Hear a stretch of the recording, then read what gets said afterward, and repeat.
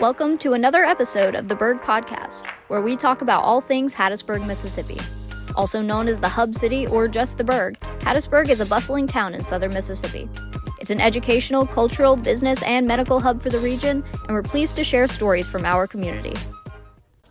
On today's episode of the Burg Podcast, we have 3 reports on sports involvement on the USM campus. First up, we have Dejanay Tolbert on her interview with USM Lady Eagles basketball coach Joy McNillis. I'm Dejanay Tolbert for the Burg Podcast. Today, I'm interviewing Joy Lee McNillis. Joy Lee McNillis is the head coach of the University of Southern Miss women's basketball team.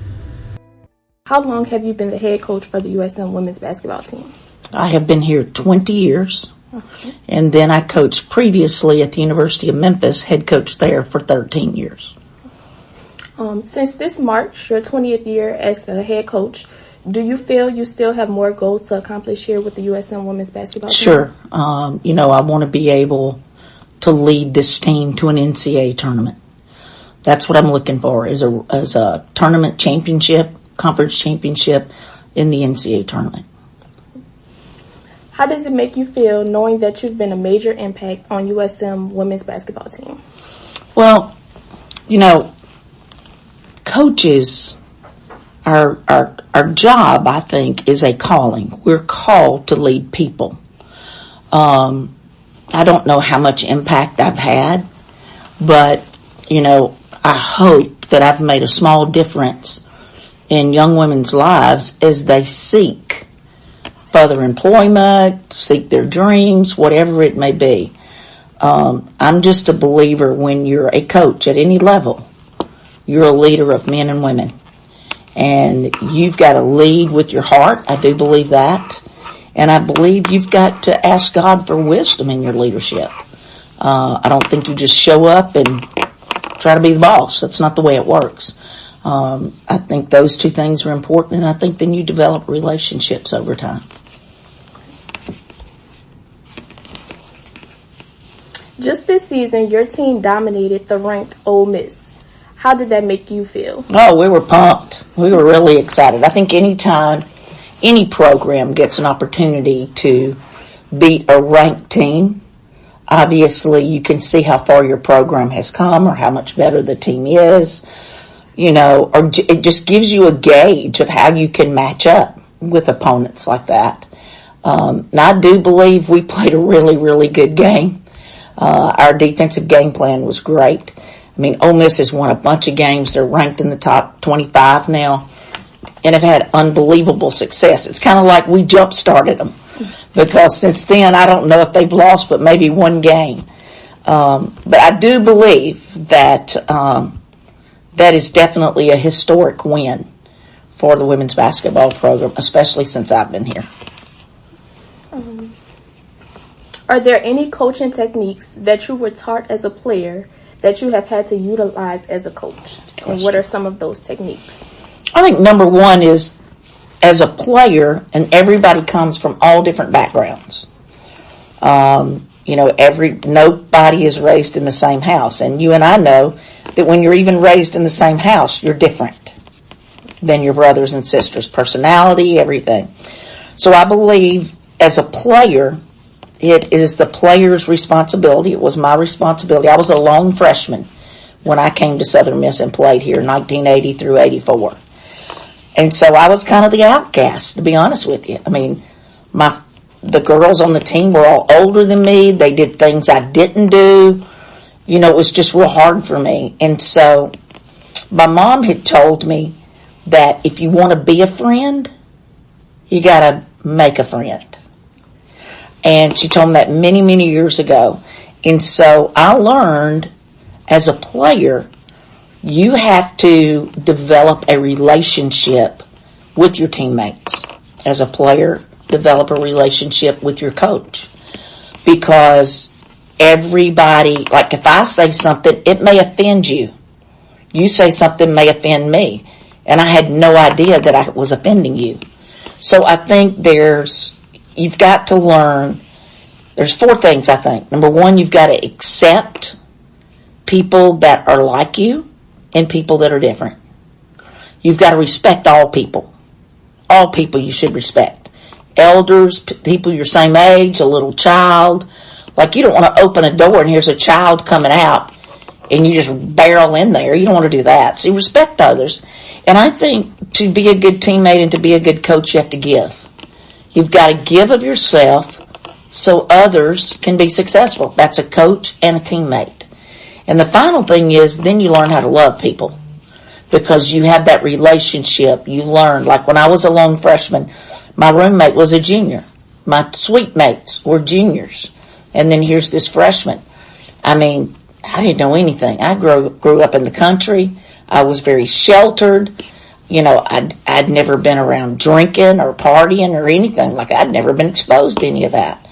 And, you know, here's this wide-eyed freshman with these 3 juniors that's had a lot of fun and still having fun. And so I think as a player, you just have to do what you believe is right or how you were raised is right.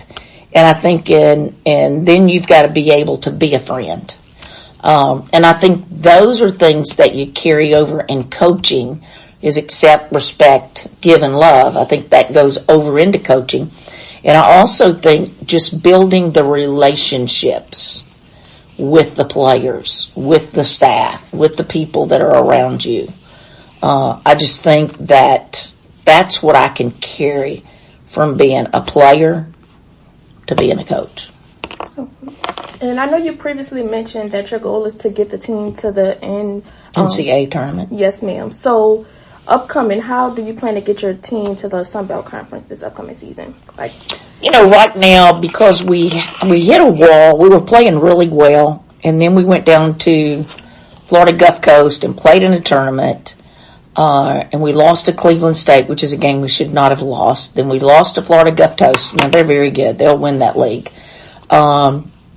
And then we played Marshall, who has not been beaten in our league. So that gave us 3 losses in a row. And I think we lost some confidence in ourselves. I think we lost confidence in each other. And it took the Troy game to get us back going again. And so, because we knew we could beat Troy, because we had beat them the year before.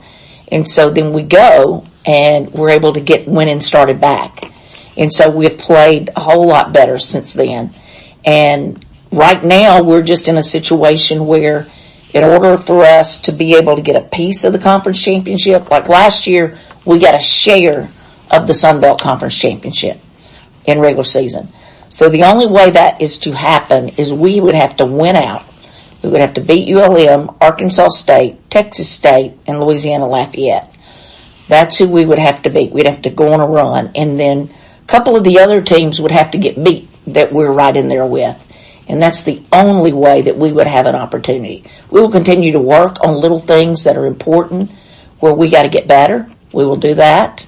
And I think those things is what matters, is game-changing things that are not real big. Blocking out. You know, that's important, or you're not going to win. Taking care of the basketball. That's important.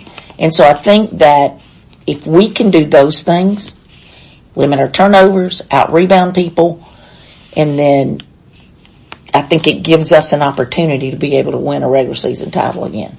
Okay. And I just have 2 more questions for you, Coach. What is it like to have your son, Connor McNillis, on your coaching staff this year? You know, when that all came about, I was really not in favor of it. I was diagnosed with cancer. He would come home every weekend, and I was really, really sick. I'll tell you, I was really sick. And then my dad was really sick, and he was staying with us. And I was trying to take care of him and go to the toilet and throw up from the chemo and stuff. And it was just, it was awful. And so he saw that happening. And he kept saying, Mom, I have to come home and help you. Because my daughter has 2 children, and they're in every activity there is. My husband is great, but he says, Mom, I have to come home. So that was in early September.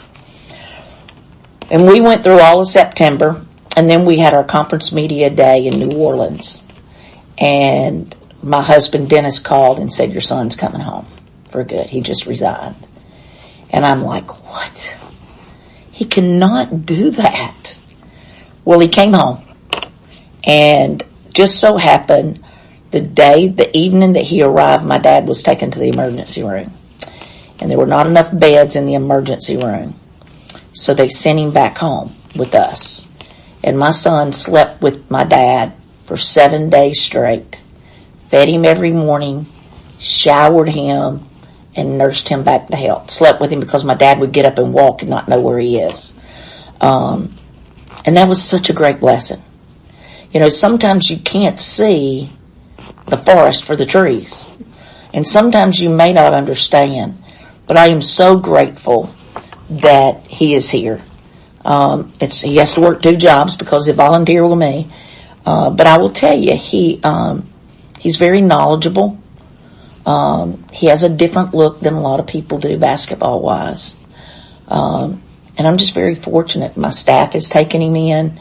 And I'm just, by God's grace, he sent him and it's all worked out. Okay. So my final question is in regards to that. I know that everything that you just said, I know that it's hard to deal with all of that. So how do you manage being a head coach and family? How do you balance it? Well, today has been a real crazy day for me. I will give you a rundown. It started this morning with my mom. She is not doing well. She won't eat. She won't drink. She's really grieving over my dad's death. She is in a skilled nursing unit, and she just refuses. So last night, my brothers and I had talked on the phone, and then we talk again today, and we're going to try to put her on hospice. We can't tell her that's what it is because she don't want that. She thinks she'll be fine if we get her at home. So we had to order a hospital bed. This all happened before I even got to work this morning. Ordered a hospital bed. Talked to a guy that helps run hospice, a company. I've got to talk to him tonight again. So I had all that. Then we had changes of how we were going to sit out players from the brawl. We've now changed it 3 times. And so then I get that information thrown at me, which is frustrating. And then I got to get prepared to coach team, to get ready for practice. And, you know, it's hard. It is really hard. People don't realize it. You know, prior to me getting cancer, my routine was I got up every morning at 5:30, worked on game film, then get up, have breakfast. I'd have my coffee. Well, what I'd always do, and I still do this today. I just don't get up as early. You know, I have devotion. I believe in quiet time with God. And I have devotion every morning when I get up with my first cup of coffee. And then I'll watch game clips with my second cup of coffee. And usually get up then and get a piece of toast or something. But I also have a lot of side effects now from my chemo, like arms aching, legs aching, neuropathy. And, you know, I don't want anybody to look at me and say, she took advantage of having cancer, or, you know, something negative. So that's why I strive really hard for my players and for you all as our managers to show that in life, you never know what's going to be thrown your way. And I think it's how you approach it is the most important thing. And that's what I try to do every single day, is approach it in a very positive manner. Thank you so much for talking with us. I'm Dejanay Tolbert for the Burg Podcast. Our second feature on the episode is an essay by Madison Calkins on her experience playing beach volleyball. My first time playing beach volleyball was in 5th grade. My best friend, Savannah, had been playing for a local beach volleyball club in our hometown of Daphne, Alabama, and they were hosting tryouts for the upcoming season. I had never played beach volleyball in my life before. Nevertheless, I joined her. I can still remember the cold sand between my toes as I stepped onto the beach volleyball court. I felt insecure watching the older girls pepper, which for you non-volleyball players means passing, setting, and hitting the ball back and forth with a partner. What did I get myself into? I groaned internally. After 2 hours on that cold sand, my life was changed forever. Playing beach volleyball came naturally to me, even more so than indoor had. My small height felt like it did not matter as much. I loved having to strategize with my partner, coach ourselves, and find ways to score points on pairs that had the height that we didn't. Playing beach volleyball consumed my life from then on. It quickly became a family affair, with my brother often jumping into practices and competing in the boys' division at tournaments. My parents, who grew up playing baseball and softball respectively, became the ultimate beach volleyball parents, setting up an elaborate tent, chairs at tournaments, always bringing in the best snacks, and of course, coaching me from the sidelines where they sat. Mom and Dad, thank you for that.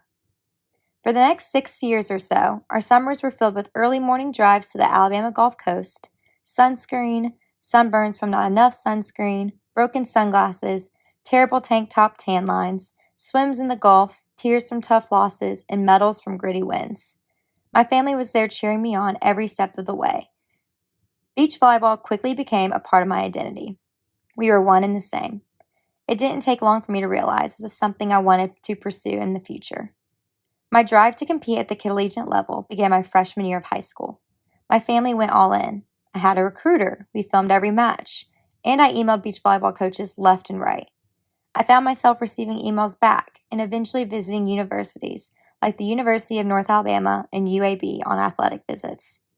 This did not come without a challenge, though. My sophomore year of high school, while training for my first season on varsity, I came down my right knee during a drill and tore my ACL clean through.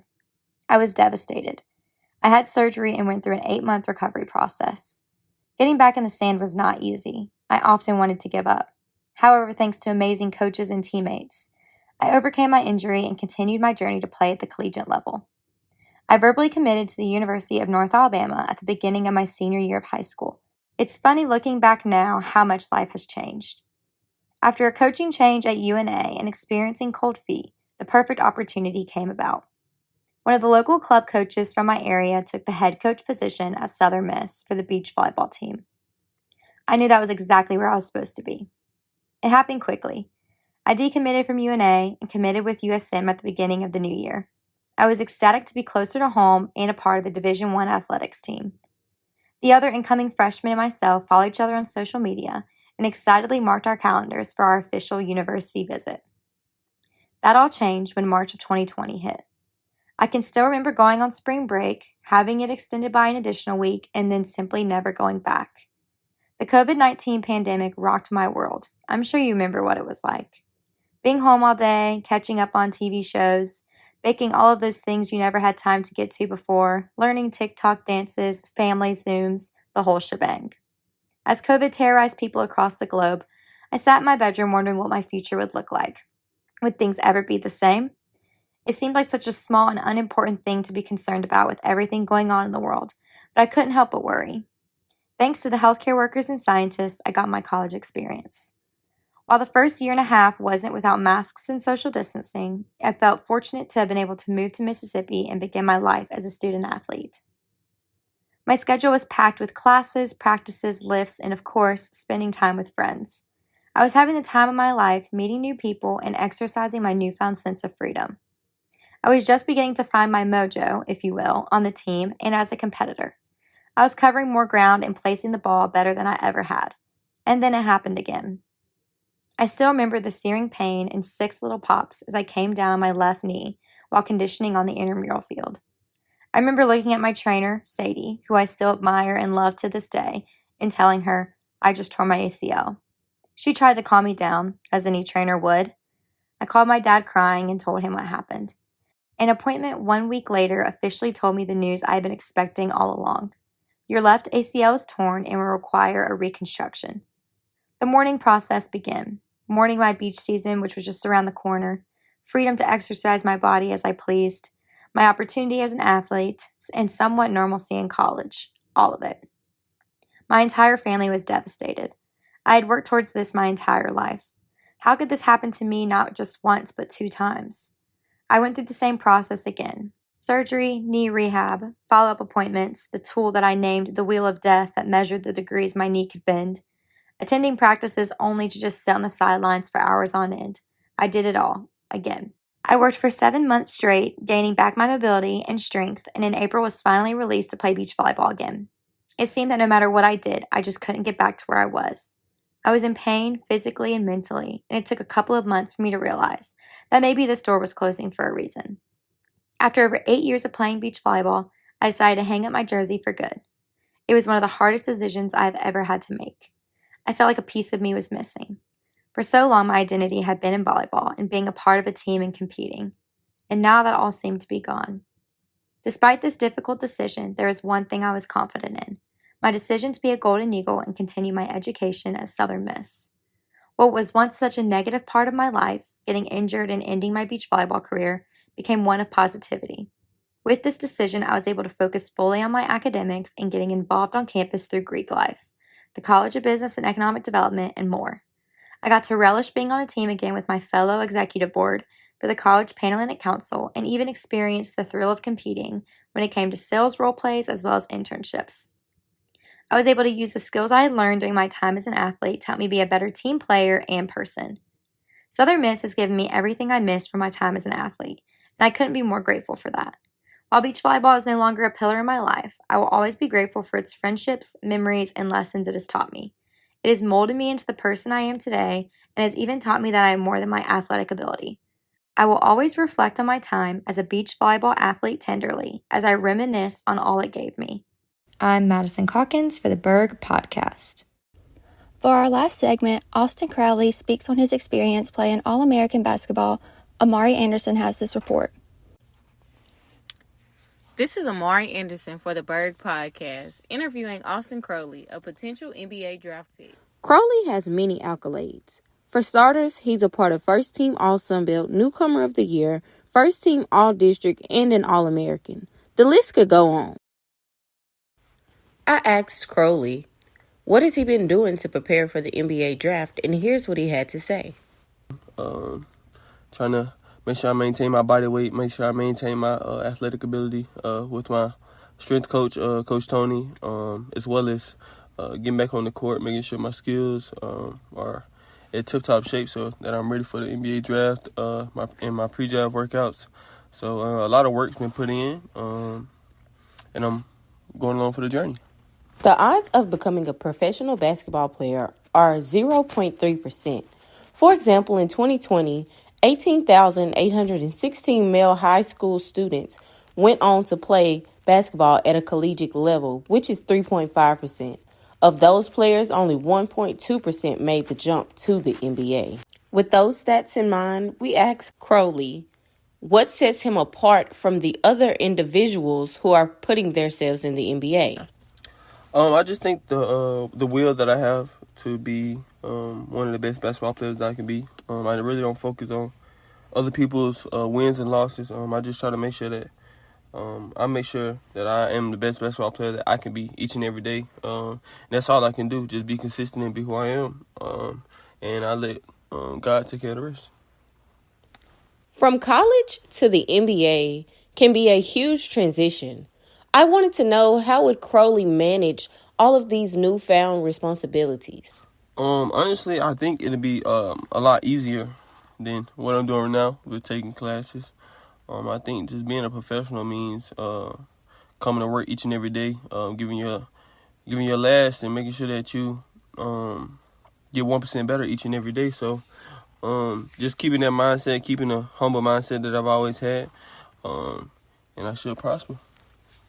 Okay, thanks for being here with us today, Austin. This has been Amari Anderson for the Burg Podcast. Thank you for tuning in to the Burg Podcast. This podcast is totally produced by students in Dr. Dave Davies' MCJ 344 podcasting class in the School of Media and Communication at the University of Southern Mississippi. Producers for this episode are Madison Calkins, Sydney Stokes, Michaelan Williams, and Denari Washington. Music from Upbeat. See the link in our About page for more information. Cover artwork by Madison Calkins and Greta Graves.